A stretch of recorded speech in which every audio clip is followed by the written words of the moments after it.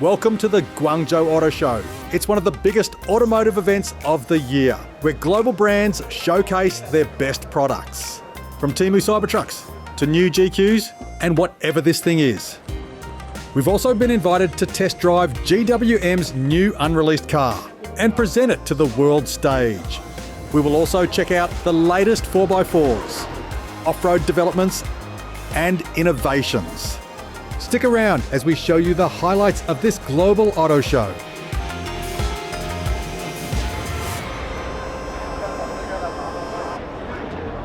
These halls are packed with people from all over the world, trying to get a glimpse of what's to come in the future.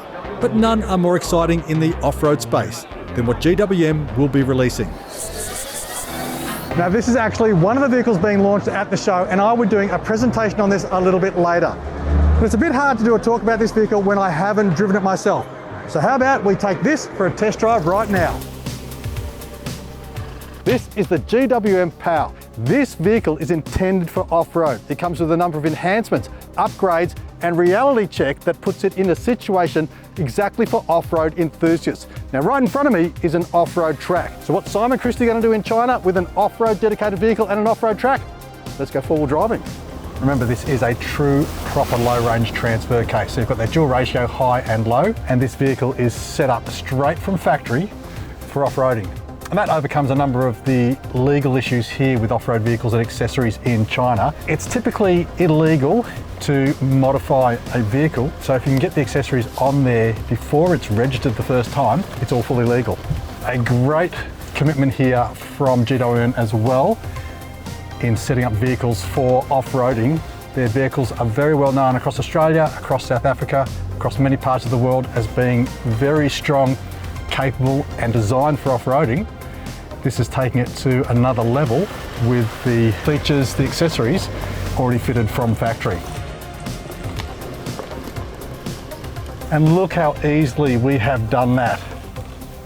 Triple diff lock, guys, makes a massive difference in real off-road situations. No slippage there, loads of traction. A big hole coming up here, we'll take it nice and gently and just walk our way up this section as well. Now the differential locks in this vehicle are electrical diff locks, so they operate very quickly and just off the press of a button. They're very easy to engage, and it is a very, very smart blend of technology with old school mechanical systems. So it's a mechanical selectable diff lock. It's either on or off 100%. And for those who don't know what triple diff locks are, it's three differential locking mechanisms. The third one is actually in the center. It's the transfer case. But we can't talk about the diff locks without mentioning GWM's High 4T system. So let's find out more. This, guys, is the famous High 4T. It combines a hybrid system with an actual real old world trusted and proven full mechanical driveline. You've got the low range transfer case right there in the middle. You've got the 9-speed auto. You can see the electric motor there wedged just between the block of the engine and the gearbox. This has a full locked mechanical system, guys, that's not only driven to front and rear axles, but it's also triple locked. You can lock the center differential, you can lock the front differential, you can lock the rear differential for full, trusted and proven four-wheel drive capabilities. And this is what we actually need and want. Whilst other manufacturers are going softer and softer in their approach to off-roading, GWM is really cranking it up.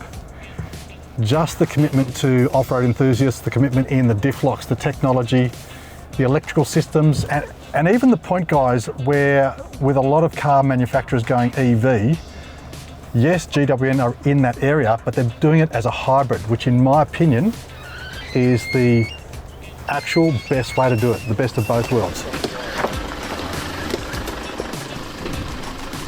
I have been absolutely blown away with how resolute, with how durable, with how strong, how tough the CVs, the driveline, the axles in these vehicles actually are. The transmission is a well-known transmission, so it's definitely well proven, and that's backed by a Borg-Warner transfer case. Again, a very well-known brand name. And as we've mentioned before, it's got that internal center diff lock that's controlled electrically with just the press of a button, or when you swap into the different modes. For example, for low, the center diff will automatically lock. And all of that is backed by a drive line, a system that's from the CVs all the way through to the engine that is strong enough, that is built to take real power, real torque, and the real sorts of loads that four-wheel drivers will hand out. I believe you have the option of a petrol or a diesel engine, but both have been upgraded for greater power and torque outputs. While both are an awesome option, here at the show, GWM have something a little more exciting. This, guys, is the infamous twin-turbo, twin-intercooled 4-litre V8. Now, guys, this has caused a huge stir in the automotive industry, but we're yet to see it actually go into a four-wheel drive. The good news is, if you follow around and have a look over this side, is that whilst made it to the famous 9-speed gearbox here, it does have a full mechanical changeover and transfer case bolted onto the end of it. So it is, for all intents and purposes, intended to go into a four-wheel drive. Which one? We still don't know yet, but we're trying to find out. So far, I'm very, very impressed with the GWM Poer. This is a vehicle that's set up for the enthusiast to just take straight off the factory showroom floor and go on adventures. The screens are nice and large. The data information is really easy to process. The see-through chassis camera is phenomenal. So guys, that see-through chassis camera, I'm actually looking at what's under the vehicle at the moment. I can see that on the screen right here. I've got a couple of different views of that, and it gives you a 360 around the vehicle, so I can see what's close, where the obstacles are, what's under the vehicle, as well as what's in front, behind, and out to the sides. So a phenomenal aspect, and that changes depending on the activity of the car. So as the car moves in different dimensions or turns certain ways, the camera moves as well to give us a slightly different view. But let's face it, this thing is ugly. The look is outdated, the accessories are uninspiring, and it hasn't even had a decent facelift. But does it still hold a valued place in the market? The GWM Poer is, in my opinion, a perfect blend of both worlds of technology and old school, hardcore mechanical driveline trusted systems. Now, it's also a blend of the perfect vehicle for the enthusiast who has a lot of experience and is ready to do extreme off-roading, but also the person who's a novice and has no knowledge or experience with off-roading. So in a nutshell, what this vehicle can do is it blends the technology of a modern luxury vehicle with the old school proven reliability of a triple diff locked, very capable off-road vehicle. You've got 9 different terrain settings, so you can preset the vehicle depending on the terrain you're facing, and that gives you a whole load of relaxation knowing that the vehicle is doing the hard work and has done all of that thought processing to make sure you're safe and capable off-road, so you don't have to worry about it. With that said, there is a setting where you can turn all of that off and let the driver set the vehicle up the way that he wants to do it. And you can drive it like an old school enthusiast who's got the experience, the ability and the capability to make the most out of the technology, mechanical driveline and capability that this vehicle has to offer. So the GWM Poer, guys, the Canon Off-Road, this special vehicle from GWM for 2026 is going to be a real winner. It's really set for off-road enthusiasts. No matter what their level is, no matter what their capabilities are, the car can do it all. With a better understanding of the Canon Poer, it was now time for the GWM presentation, and they really know how to put on an awesome event, showcasing some of GWM's technological innovation and advancements in the off-road space, with insights from industry experts, influencers, and an Australian. I took the new Off-Road Poer for a test drive. I haven't yet had a chance to take it on a full-time off-road adventure, but for my short time with it so far, its off-road intent is absolutely clear. I'm really looking forward to taking it into the true Australian outback and seeing how well it performs when things get genuinely tough. If you want to hear all my thoughts, check out the video in the top right. Now let's check out the rest of the Guangzhou Auto Show. There's plenty more to see. This is something really strange. I'm not sure what's going on here. These are clearly Broncos, but they've been modified, adapted. I don't know if they're copy cars or what it is, but some of them look really cool. This is crazy, guys. We're surrounded by new vehicles, but this stand is all about aftermarket accessories. And have a look at how some of these four-wheel drives are decked out.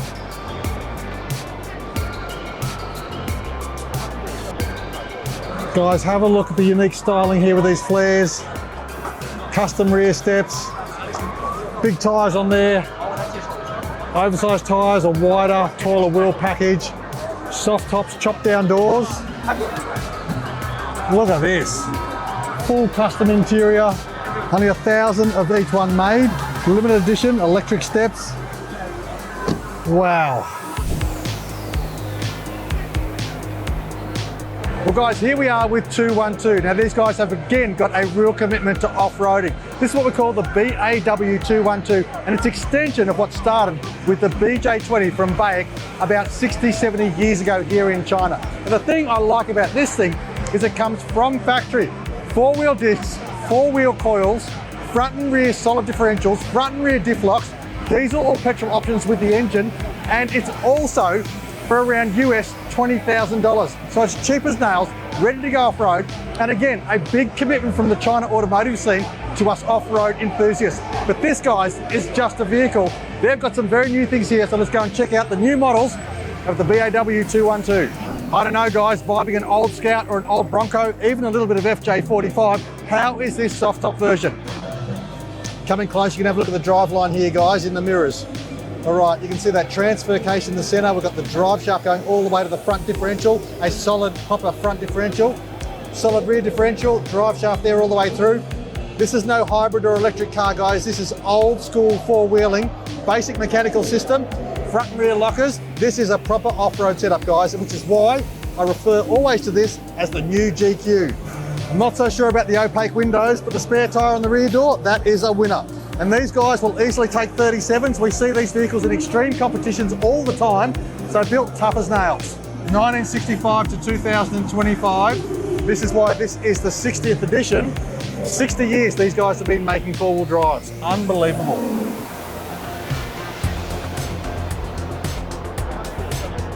This Battlefield version is a little bit kissed for my liking, set up in this bright gold color, plastic bumpers and accessories that, I don't know guys, don't really make it look tough and ready for Aussie off-roading, but at least it's a commitment to off-roading in general. So something a little bit different, guys. The Battlefield version, not really my cup of tea.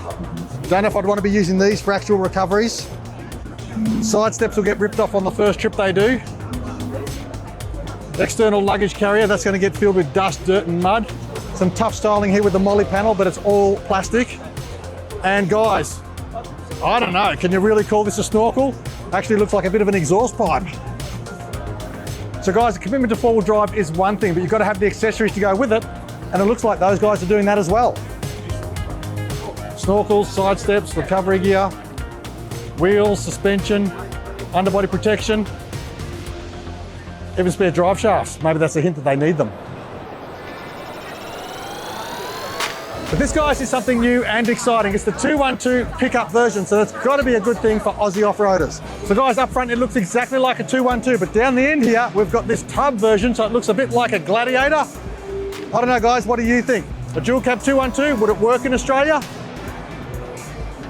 Like a lot of these new Chinese cars, guys, the interior is just next level. I've heard some stories and I've done a little bit of driving in one of these myself. They don't drive so well. Mainly it's a little bit of lag when you hit the accelerator pedal, but for interior, the way that you are so comfortable in here, everything at your fingertips, great screens, great dash, nicely appointed, a really nice fit and finish to everything. It's built solid, and it's just really nice, luxurious and comfortable to work with. So, I don't know guys, I reckon it might need an engine upgrade, a couple of pedal chips, some tuning to get the power out of the thing. But if they could get this right, these things would be an absolute weapon off-road and absolutely comfortable to drive. Awesome.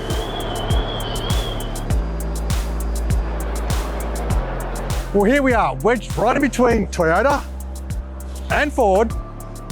And the only thing actually new or interesting is something, unfortunately, electric. Let's check it out. Nothing surprises me at these events. How is this, guys? A Ford Bronco electric vehicle that's apparently set up for off-roading. It's got a pop-up roof, it's got a full interior setup for a bed, it's got a table out the back, and then a crazy fin here over the front bonnet. That's just insane, guys.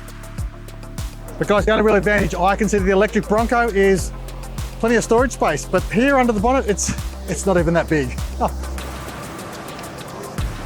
Well guys, it's great to see something different and new, and the GAC Pickup 01, this thing is just massive. Very exciting to see. I don't know how well it will go off-road, but let's see what we can find out about it. don't know how much traction you'll be getting off those tyres. It's apparently a zero emission with a special off-road drive system. It is a concept car, it's an electric vehicle, but just have a look at that.